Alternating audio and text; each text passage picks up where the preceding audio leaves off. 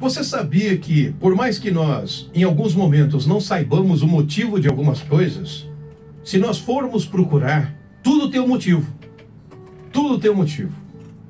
Assim como o surgimento de uma árvore é decorrente de uma semente plantada, muitas das coisas que acontecem na nossa vida são por atitudes nossas. E a outra parte, pela atitude de outras pessoas. Mas tudo tem uma motivação. Inclusive do comportamento das pessoas. Sim, o comportamento das pessoas tem uma explicação também. Às vezes, a gente não sabe por que uma pessoa é carrancuda, uma pessoa é fechada. E às vezes a gente até condena a pessoa, às vezes a gente se afasta. A gente não busca compreender a pessoa, entender por que a pessoa é daquela maneira, por que ela age daquele jeito. A gente simplesmente prefere se afastar. Julgar a pessoa, condená-la, ter uma opinião sobre ela e isolá-la. Mas nós não estamos aqui para isolar as pessoas.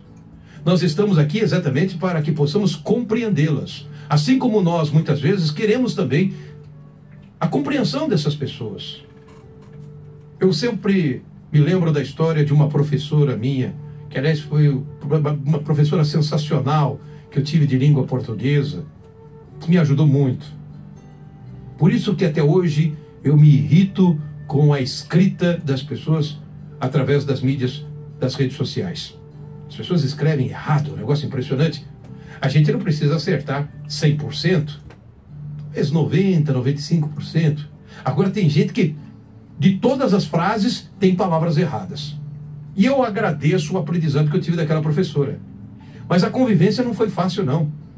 Eu tinha uma professora de língua portuguesa que também foi muito especial, muito legal para mim, uma pessoa sensacional também.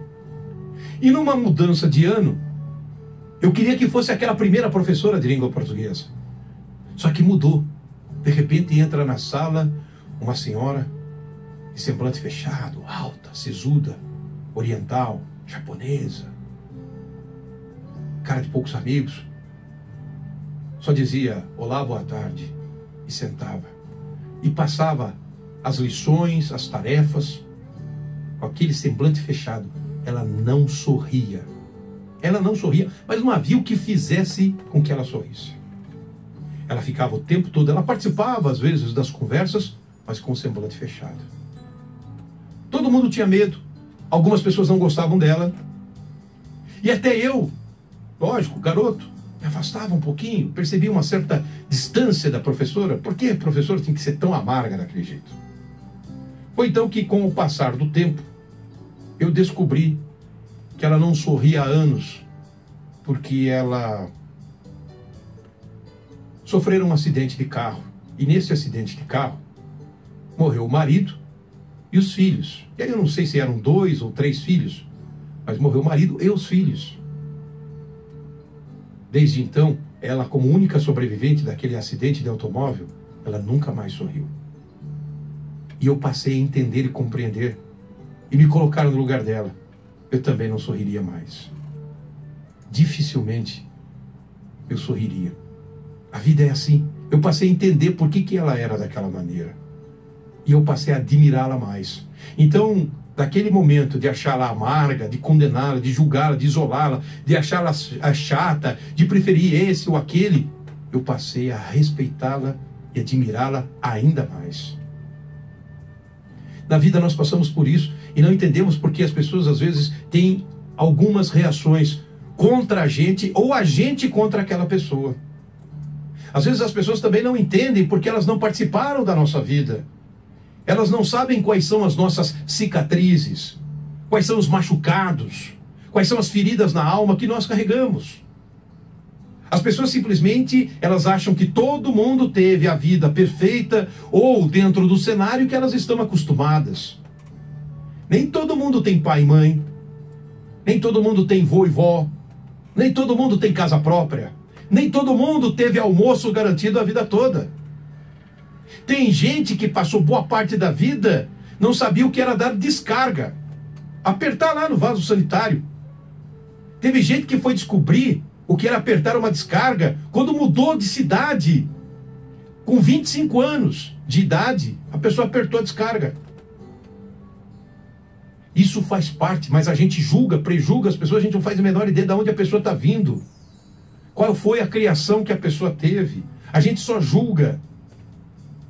E a gente não compreende muitas vezes por que a pessoa é daquela maneira. Assim como acontece com a gente. Às vezes as pessoas chegam para mim e falam: Ricardo, você é muito inseguro. É verdade. Mas por que eu sou assim? As pessoas, ao invés de apontarem o dedo para mim, por que elas não procuram saber o que eu passei? Como foi a gestação? Como foi o meu nascimento? Como foi a minha criação? Com quem eu morei? Será que eu tive casa própria? Será que eu sempre morei com meu pai e com a minha mãe? Será que eu todas as noites tive o colo? Por que será que eu sou inseguro? Tem uma explicação, como eu disse no começo. Por isso, meu amigo, minha amiga, hoje, na nossa reflexão, eu digo isso para você. Antes de julgar e de se afastar das pessoas, procure compreendê-las. Até aquelas pessoas mais sisudas, pessoas mais carrancudas. As pessoas, elas não são malvadas porque elas querem, elas não são sisudas porque elas querem, ou elas muitas vezes, elas não são fechadas porque elas querem. Deve ter sido a criação, o local que viveram, a maneira como o pai e a mãe os tratavam.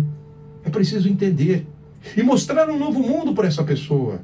Mostrar para essa pessoa: olha, você está entre amigos. Olha, você está entre pessoas que não vão te julgar da maneira como você sempre foi julgado, como você sempre foi julgada. Se aproxime. Você pode, na sua vida, desperdiçar uma grande amizade simplesmente porque você se afastou de alguém que, no primeiro momento, ficou quieto, neutro com relação a você. Ei, procure se aproximar das pessoas.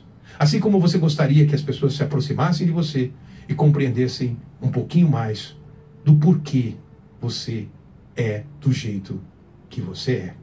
Ricardo Leite.